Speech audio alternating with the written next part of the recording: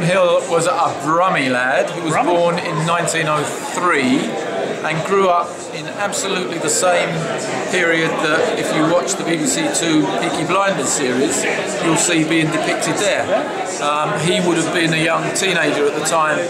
They were getting into bookmaking, illegal bookmaking at the time, and then getting into the slightly more villainous element of ripping off the racecourse bookmakers. So William would have grown up knowing about that, and at that time he was working at the local BSA factory. It was a job that he didn't really take to, but his dad had insisted on him taking an apprenticeship there.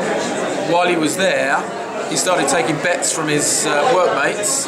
There is a slight suggestion in the book that maybe his workmates were slightly more successful than he thought they should be, which could have been why he left BSA in a hurry and set up his own little bookmaker round, which went for a while but didn't really excite him enough. He then got married. He got married fairly early in life, had a daughter, and at that time I think he thought to himself, right, if I'm going to make it, I've got to make it with the big boys. And he went onto the racecourse to start betting there.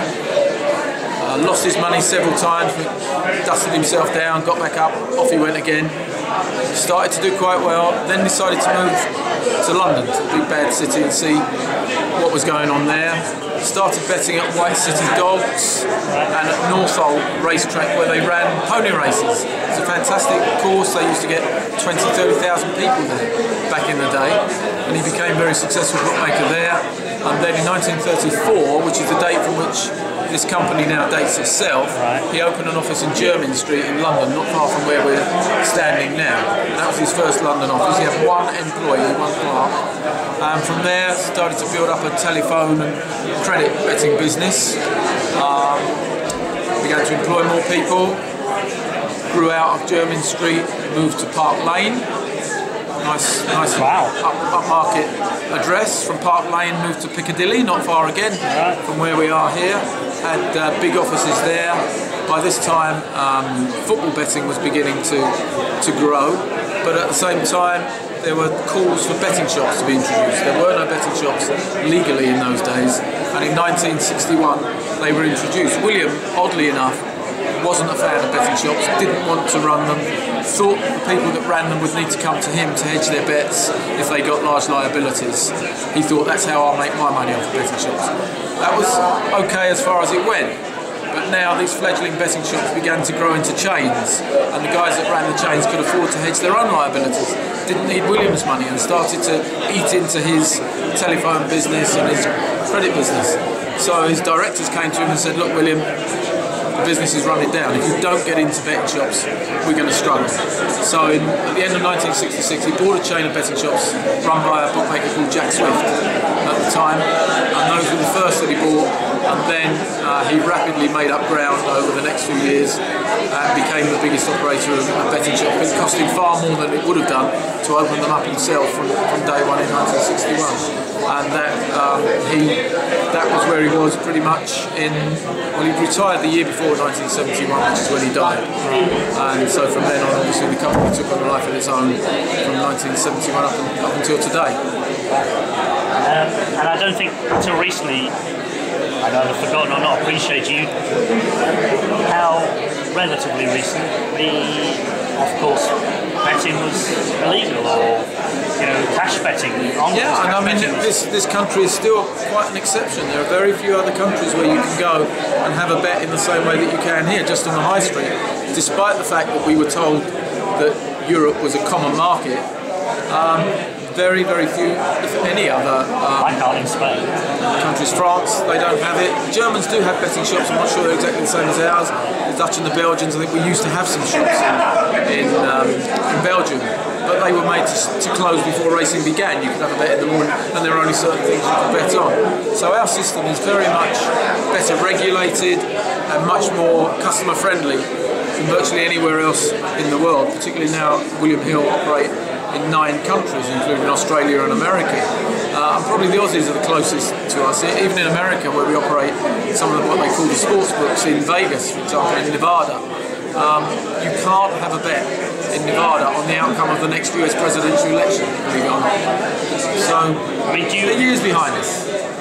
don't want to cast aspersions here upon your birth certificate, but I mean, do you remember days when cash betting was illegal, or were you too young?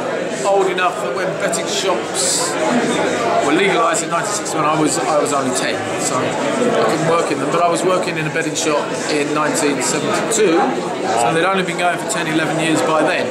So that was pretty much the fledgling days when everything had to be worked out up here. All the bets that came in, you had to write everything up on the boards yourself, and that's what I did when I started. So I've seen the early days of betting shops, and I was always interested in what has always been a business which people have seen as slightly respectable, slightly unrespectable, depending which side of the counter you are. When you started, we're a public company, you know, we are 100% respectable. But when you started, bookie shops were grubby places.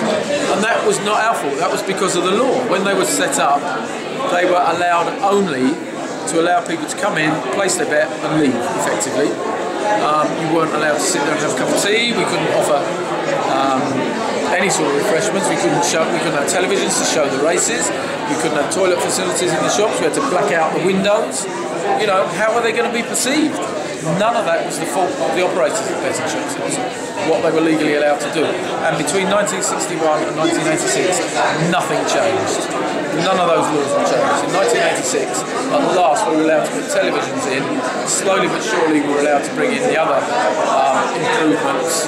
Then the National Lottery came along and gave us a good kick in for a year or two. The government then realised that they were running down the betting industry because of unfair competition from the National Lottery, brought in other concessions, and so today you see betting shops as they are now, which is much more acceptable places for people to go into, but still basically offering the same facilities of being able to bet on everything from who's going to win I'm a Celebrity, Get Me Out of Here to the 2:30 at Football.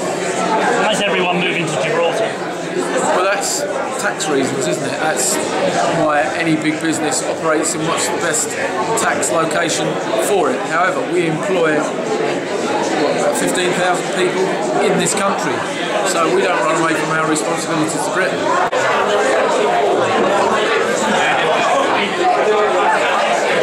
It's never been more competitive because there are so many bookmakers. If you look at something like Odds Checker, you know, which is a comparison site in the same way that Go Compare or whatever the other ones are called, the meerkats, I don't know what that's called. You can see the prices for a race or a match will vary. Now, if you're a selected punter, all you'll do is open accounts with all those bookmakers, take the biggest price that each one offers. And if you take the biggest, for example, in a football match, the biggest price of the home team, the biggest price of the draw, biggest price of the away team, that market will almost be over-round. It will almost mean that you could back each of those three results and make a profit. So you might see one bookmaker price that you think is not as big as you want to see it, but there'll be another bookmaker that will have a bigger price, so it's up to you. I don't think there's ever been a better time to be a punter. A lot of people, absolutely. We've got 4 horse races. A lot of people like they will use a certain supermarket, even though they know that one of the products is cheaper at a different supermarket, are quite happy to buy everything in one supermarket, have all their bets in one bet shop because they know the manager or their friends go in there or they want to sit there and watch the races. So that's one way of it. And those are people who are not betting because it's price sensitive. I'm not saying they don't want to win, but they're betting because it's part of a social interaction with what they want. And it's a hobby. So if they lose, that's the cost of their hobby, isn't it? It's like me buying crappy records, as people tell me. But I don't mind spending the money on it in the hope that the record will be one that I've never heard before that I really want to hear. So yes, if never been a better time if you're a selected punter who really wants to make it pay. Not only you've got betting exchanges, you've got the bookmakers, the online bookmakers, everybody's in competition with everybody else. You can have spread betting if you want. So that's fantastic. But if you're just a punter who wants to bet when he or she fancies a bet, wants to bet on a wide range of things, when in years gone by could you bet on the television programmes? No, but come on. But I don't care about television. Horse racing. The quality, to my mind, is not as good as it was even 5 years ago, probably 3 years ago. The quality of the racing? Yes, it's on offer daily. There's too much dross, there's too much racing, there's too many races of 5 and 6 runners, none of which have won before. There's 4 horse races daily. There's less value in the betting market. But the bookmakers don't make the racing. No, but there's less value in the betting market. I'm finding it harder to find a good price, a justified price. That's a different matter. You'll probably see the same percentages being bet to, whether you've got half a dozen runners or 10 runners. So from your point of view, if you're looking for an each way bet, obviously you want the 10 runner race rather than the 6 runner race. But funnily enough, for the bookmaker, probably the most profitable one is going to be the 10 runner race. So you might think it's better value for you. We're much happier to have that race. It's more difficult for us to make it pay on a small runner field. It's not that we want to see them.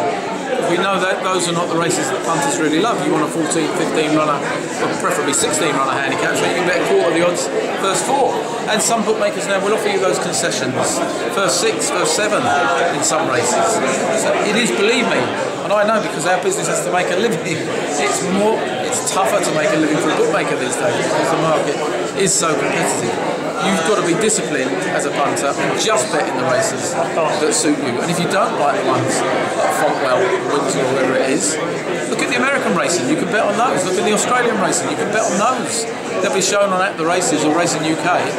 So, but you've seen, where they're being run. You know, you've seen even more years of racing than I have. Do you think the quality of the horse racing on offer, particularly on the flat, is not as good today as it was once upon a time? Well, you know, I'm of an age now where nothing today is as good as it used to be. Says a man who, like me, listens to sounds of the 60s on Saturday morning. Absolutely, well, there you go. And so, in that respect, it's probably not fit for me to judge. You know, I'm not the age of people that would judge that. But certainly, it doesn't seem to be any easier to win the Grand National or the Sharpe Gold Cup than it used to be. You can argue later on whether Best Mate is better than Arc or Corto Star, you know, or whatever. And to be fair, probably Grand National's a bad example because there's some quite big price winners in recent years. But those are the ones that sell the sport to the small money once a year punters, aren't they? You know where I'm coming from. I look through a card and there's like a litany of 4 horse races, and I think the industry agrees that that's a bad thing. Maybe it's to do with the programme. Maybe the programme can be written better.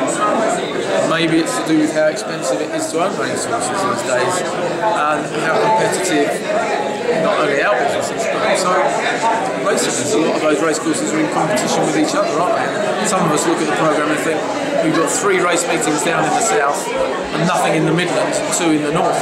Doesn't it make sense to give one of those from the south to the Midlands and have a balance?